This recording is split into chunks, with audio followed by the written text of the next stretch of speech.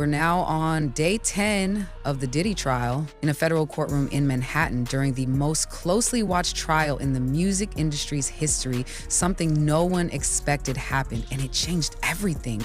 The judge said her name out loud, and the room froze. Jennifer Lawrence. Not on a red carpet, not on a press tour, but under oath as a sealed federal witness. For the first time, her identity was unsealed because what she saw couldn't stay buried anymore. A letter, a night in Beverly Hills, a hallway no one was supposed to talk about, and a warning written years before Cassie ever filed her lawsuit. I won't let you buy me. I won't disappear. I won't be the next Cassie. This wasn't just testimony. It was a message to the entire industry. Fame doesn't protect you, silence does. And she was done being silent. The moment Jennifer Lawrence took the stand. Okay, for now, focus here for a minute. Don't worry, their drama will keep going on.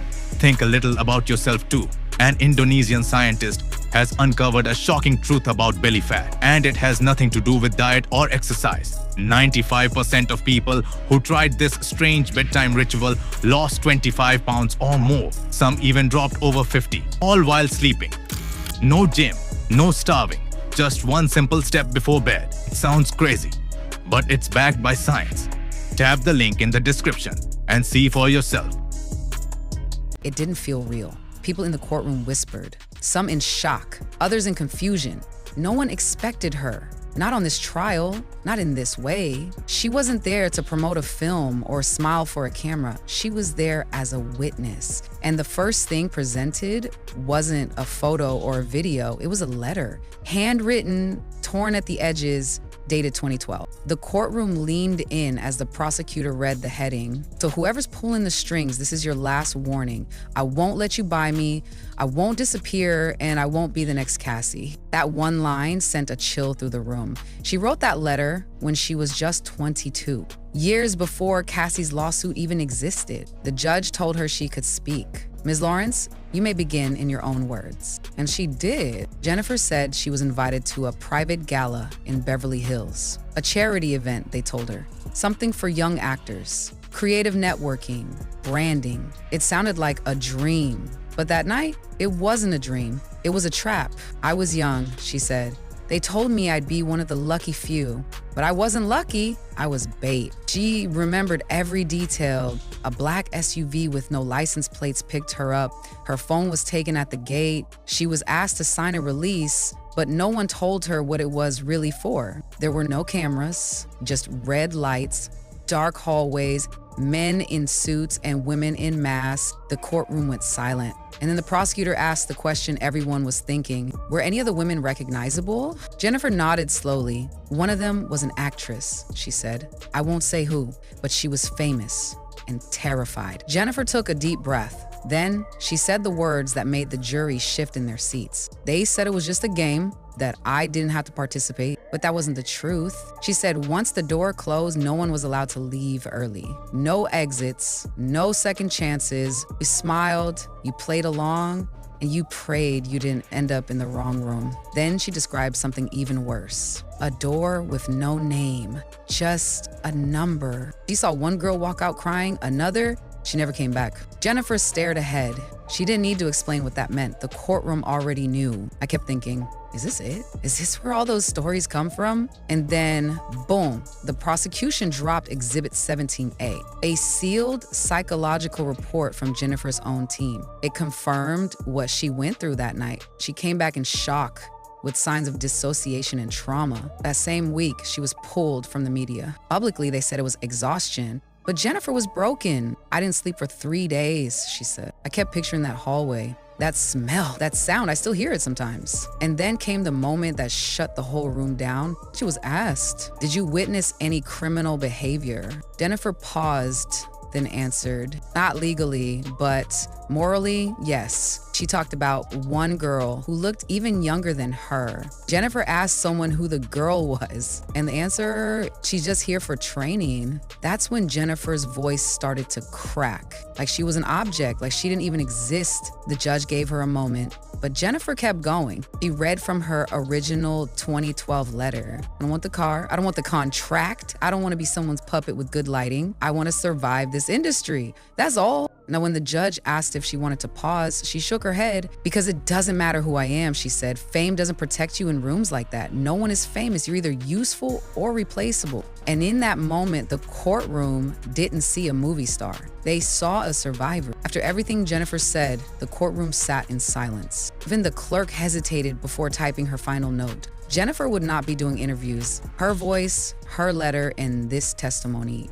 This was it, her only statement. But then came the next question. Ms. Lawrence, did anyone from Mr. Combs' circle contact you again? She didn't speak right away. And then she nodded, slowly. Yes, in 2017, the whole courtroom leaned in again. 5 years had passed since that Beverly Hills night. 5 years of pretending everything was fine. Of award shows, red carpets, and applause. But behind the scenes, it started again. Jennifer said after her Oscar win and the success of the Hunger Games, she began getting strange invites. Not direct messages, more like whispers through middlemen. She got invites to panels, retreats, and events, but one of them fell off. It stood out in a weird way. A woman named, she wasn't a Hollywood name. She was listed as a creative liaison. She reached out through an encrypted email, not even sent directly to Jennifer, but passed through a former publicist. The invite sounded soft on the surface. We're curating a retreat for forward-thinking female talent, hosted by Sean Love Combs, Santa On's off-grid. No press, just peace. Jennifer didn't reply, and she wanted no part of it. But Ari didn't give up. 1 week later, Jennifer's phone rang. No caller ID, blocked number, and here's the part that shook everyone in that courtroom. Jennifer answered. I still don't know why I picked up, she said. Maybe, I was curious. Maybe part of me wanted closure. The woman introduced herself. It was Aria. Jennifer confirmed the call under oath. She remembered every word. It's not like last time, Ari said. The house is gone. The tunnels are sealed. This is about rebirth. People in the courtroom gasped. The judge hit the gavel and said, order. The prosecutor looked surprised. He leaned forward. Ms. Lawrence, what did she mean by tunnels? Had you ever spoken about them before? Jennifer answered, no one knew I had seen the hallway or the second room, the padded one. I never told anyone, not even my family. So how did this stranger know? She said Ari's voice was too calm, like someone reading a script she didn't write. And then came the final line. You don't have to do anything you're not comfortable with. Just show up, walk through. That's all he needs. Jennifer hung up, her hands shaking. She reported the call to her legal team. They told her not to engage, to let it go. But the next day, something else happened. Inside her trailer on the set of Mother, she found an envelope, no name, no return address. Inside, a copy of the same NDA she never signed back in 2012, and one word scribbled across the top in thick black ink. Reminder. Jennifer paused in court, then said softly, that broke me. That was them saying, we're still watching. We still own the story. She didn't tell anyone, not a single soul. But that night, she wrote something new in her private journal.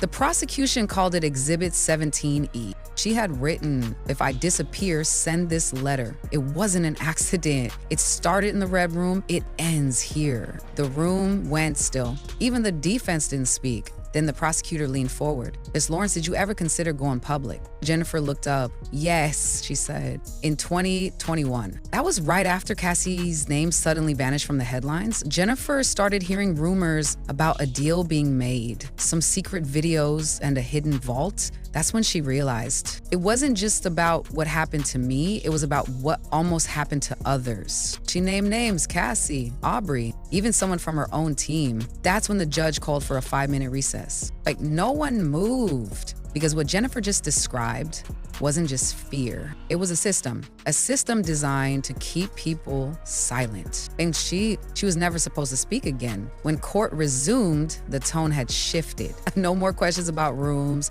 or NDAs. Now it was about people. Ms. Lawrence, did any public figure ever acknowledge your silence, even indirectly? She nodded just once. In 2019, at an Oscars after party, an older actress she barely knew pulled her aside and whispered, I saw your name once on a list. Just be careful who's still watching. The court asked her to name the woman. Jennifer refused. She was scared too, she said. The prosecution didn't push. Instead, they brought out Exhibit 17G, a photo Jennifer had taken herself. It showed an envelope left on her doorstep in April 2022. Again, no name, no note, but this time something was taped to the inside, a flash drive. Jennifer never plugged it in. She only gave it straight to her lawyers. They checked it. It was blank.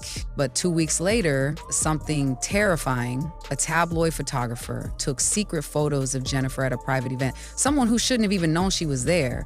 But then he went missing, gone without a trace. Jennifer had never posted about the event. It wasn't on her calendar, it was invite only. Yet someone still knew where she would be. The photographer's phone pinged once, up in the hills near Mulholland Drive. When police found it, the screen was shattered. The battery was missing. The case is still open. And for the first time, Jennifer's voice broke in court. I didn't want to connect the dots, she said. I didn't want to believe it, but what if that flash drive was just to test me? What if someone else paid the price because I didn't play along? As the court came back from recess, the judge gave a reminder. Speculation wouldn't be included in the record, but the emotional weight of what Jennifer had shared would stay right there in the air.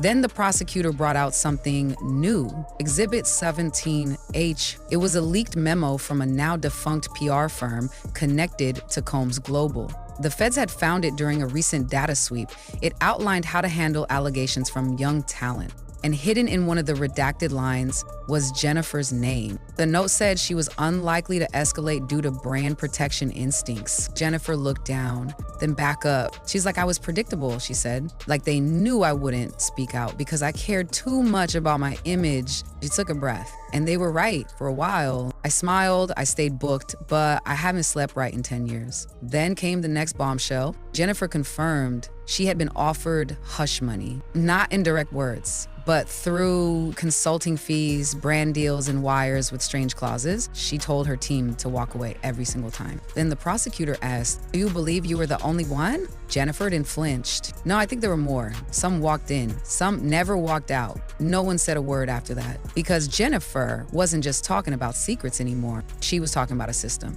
one that still existed, and now someone had finally hit record. Then the prosecutor shifted. Miss Lawrence, are you familiar with the property at 11 Star Island Drive in Miami? Jennifer froze, then said, yes, I was there once, briefly. She explained, in 2014, during a promotional trip for the Hunger Games Mockingjay, she was invited to what was supposed to be a small elite after party hosted by a streaming executive. The location? A mansion on Star Island. She arrived around 11 p.m. The lights were red, the music loud, drinks were passed around. Phones were taken at the door. Jennifer said she was told it was a casual mixer, but once inside, something felt off. It didn't feel like a press event, it felt staged. The room she entered had 4 leather couches, a marble bar, and a wall of mirrors, tinted from behind. But she didn't stay long. Someone, a woman, recognized her, leaned over, and whispered, "You don't belong here, sweetheart." That was enough. Jennifer left before midnight. But a few days later, while on the X-Men Apocalypse press tour,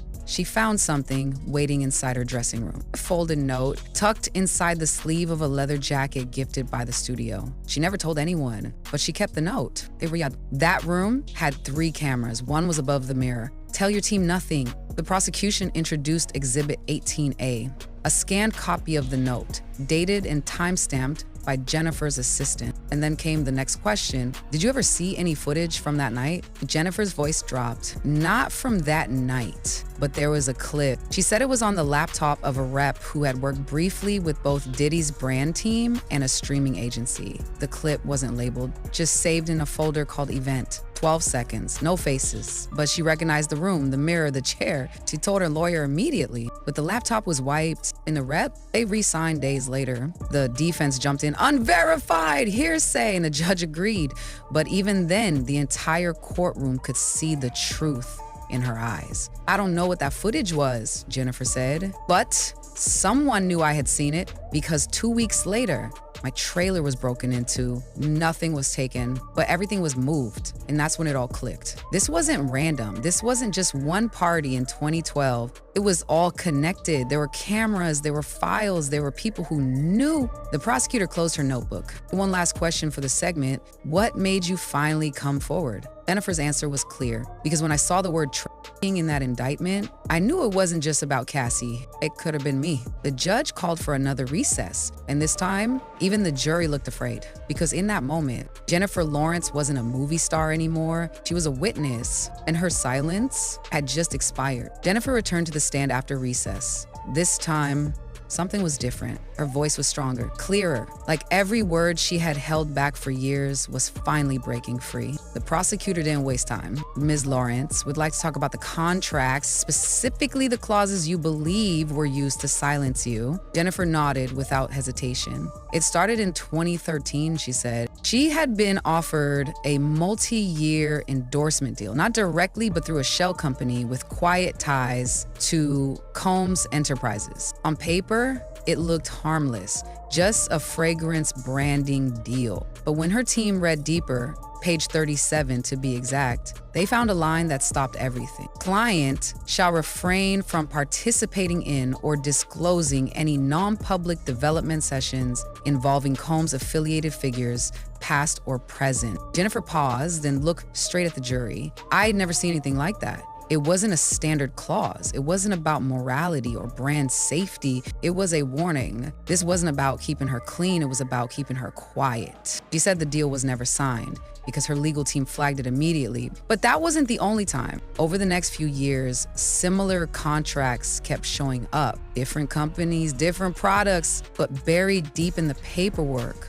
were lines meant to keep her from ever speaking publicly about anything tied to certain people, events, or brand environments. Each time she walked away, and each time her silence became more valuable. They weren't just trying to protect a brand, she said. They were trying to buy silence before anyone knew what questions to ask. The prosecutor leaned in again. And how often did you receive offers like that? Jennifer replied, 2 minutes to count. But I said no. Every single time. Then she paused, and for the first time in the trial, she allowed herself to admit something that had haunted her for years. But I always wondered if someone else said yes. Jennifer stared down at the contract again. It wasn't a mistake. That strange line on page 37, the one telling her not to speak about Combs affiliated figures, wasn't a one-time thing. Because soon after she turned it down, another contract showed up, different project, different agency, same kind of deal. If I spoke, the money stopped, she said. The prosecutor revealed Exhibit 18C, a redacted breakdown of contracts signed by 3 female artists across 5 years. Each contract had similar wording, and one clause stood out. Client forfeits all arbitration rights in matters of emotional conduct, brand damage, and legacy disruption tied to industry mentorship. Jennifer read that line out loud. Legacy disruption. That's what they're scared of. Then came the bombshell question. Ms. Lawrence, are you aware of any other high-profile women who were approached and walked away? Jennifer's eyes closed, then opened. Yes. One, bigger than me, an A-lister. She didn't say the name, but she said the woman had been scheduled to attend the same 2020 retreat Jennifer was invited to. 2 days before the flight, she backed out. And the message she sent, Jennifer, if you value peace, don't go. There are mirrors there. The room froze, Jennifer explained. Mirrors had become a code. It didn't mean actual reflections. It meant you were being watched and recorded. Then she shared something she had never said publicly before. In late 2022, at a fundraising gala in Los Angeles, she was approached by an older man, a lawyer she recognized from a previous branding meeting connected to Diddy. They were in the co-check area. He looked at her and said, "Still walking around like you're untouchable, huh?" Jennifer asked him what that meant. He smiled. "You should have signed the first time." That night, she told her team, "I'm done. I'm not afraid of these people anymore." The courtroom was completely silent. Then Jennifer leaned in. They spent years making us believe we needed their approval, that their parties were power. That silence was the price of fame. But I'm still here, and I didn't pay it. The judge called an early recess for the day, and as the jurors stood to leave, One woman in the second row wiped her eyes because Jennifer hadn't just survived the system, she was breaking it down one sentence at a time. The next morning, Jennifer returned to the stand wearing all black. No makeup, hair pulled back. This wasn't for photos. There were no cameras, only the record. The prosecutor didn't waste time. Ms. Lawrence, were there any public gestures framed as positive that you now believe were meant to manipulate or silence you? She didn't even pause. Yes, March 2023. I was nominated for a Creative Empowerment Award from an organization I'd never heard of. A sponsor? The Combs Foundation. She declined, but then she received a press draft congratulating her before she'd ever said yes. And the draft included a quote, "Thank you, Diddy, for investing in young voices." Jennifer never said that. Exhibit 18F was introduced, a fake PR announcement found in her assistant's spam folder. The award, fake. The quote, fake. The whole thing, a setup. Jennifer released a public statement saying she wouldn't attend. Within 48 hours, the story disappeared. "No one asked why I backed out," she said. "It was like the whole thing was scripted and I ruined the ending, but something real did follow her home." 2 weeks later, a box appeared at her building's security desk. No name, no postage. Inside, a pair of latex gloves, a vial of glitter, and a Polaroid. The photo was blacked out, nothing visible, but there was one handwritten message: "You looked better in red lighting." The courtroom gasped. The judge banged the gavel. "Order!" Jennifer confirmed she reported it to LA. They called it low-grade harassment. Untraceable, but Jennifer knew what it meant. That was the freak-off room, she said. The lighting, the gloves, that was a message. Jennifer sat on the stand, quiet but not weak. She spoke clearly now, not for fame, not for sympathy, but for truth. She said it plainly. "Every time I said no, it felt like I disappeared, like I didn't exist." Then came her final statement of the day. She looked around the courtroom, not at the jury, not at the lawyers. She looked directly at the judge. "There's a myth in Hollywood," she said, "that if you work hard, play it safe, and smile enough, you'll be protected." She paused. "That's a lie. I did everything right, and they still came for me." Then she picked up something from her lap, a folded piece of paper. "Do you want to know why I'm not afraid anymore?" She held the letter up because this existed before the movies, before the awards, before the magazine covers. This is who I was before the world knew my name. And now it's who I am again. The transcript ends that segment with one haunting line. Witness stepped down. Gallery remained silent for 37 seconds, because in that moment, it wasn't about what happened behind closed doors. It was about the woman who walked back out and chose to speak anyway. The final day on the stand, Jennifer returned to the courtroom holding something new. Not a file, not a contract. It's a warm envelope. She didn't explain it, not yet. The prosecutor's voice softened. "Ms. Ventura, did you ever speak to Miss Ventura, Cassie, after her civil lawsuit went public?" Jennifer nodded. "Yes, just once, privately." She described the moment. 2 women, a back hallway, no press, no cameras. Cassie hugged her and whispered, "Thank you for not asking questions. Back then, I couldn't have answered them." Jennifer confirmed that she had seen Cassie years before, in rooms they weren't supposed to be in. There's no rooms with candles, rooms with lists, rooms with watchers. Jennifer said she didn't understand what she was seeing back then, but Cassie did, and she still smiled. That memory stayed with her. Then the prosecution introduced Exhibit 18, a legal email chain. Cassie's lawyers had asked to confirm a letter dated 2012, long before any lawsuit. That letter, the one Jennifer had in her lab, she explained how it ended up in court. "I gave it to my attorney during a deposition, read it, and asked, 'Are you ready for this to go further?' I said yes." The letter was sealed. The judge read it privately. 6 months later, it was public. And now Jennifer was asked to read the last lines aloud. "I am not a victim. I am not a product. I am not a secret. If this letter ever reaches you, it means I chose myself over your silence. And you don't own me anymore." She folded the paper, placed it back in the envelope. Then she added something not written in any transcript. "The first time I saw Cassie, she was walking through a door she didn't want to open. Now she's the reason I opened mine." The room fell completely silent. Then came the final bombshell. "Miss Lawrence, did anyone from your former management try to interfere with your testimony?" She didn't hesitate. "Yes, 3 weeks ago. A message was sent through an old assistant. We all have things to lose. Don't lose yours over." The court confirmed it. It was Exhibit 18J. Jennifer said that night She slept with a letter under her pillow. They already wrote my silence into so many contracts. I had to write my truth somewhere, and now the world has heard it. The prosecutor stepped back. The judge looked up. One last question. Ms. Lawrence, is there anything else you'd like to say on record? Jennifer didn't pause. Yes, I want to talk about what happens after. She looked at the jury, after the cameras, after the standing ovations, after the world cheers for you and forgets to ask if you're okay. You didn't blink. I've held golden statues. I've worn gowns worth more than people's homes. And none of it erased what I saw in that house. Her voice cracked because that house, it lives in your head. The smell, the cold, the silence, the mirrors. Then she said something that made the court clerk stop typing. Sometimes when I get a standing ovation, I wonder if one of the people clapping was in that room. She looked out at the gallery. Not here for pity, and not for revenge. I'm here for the girls watching this trial, wondering if anyone will believe them. And then she said it.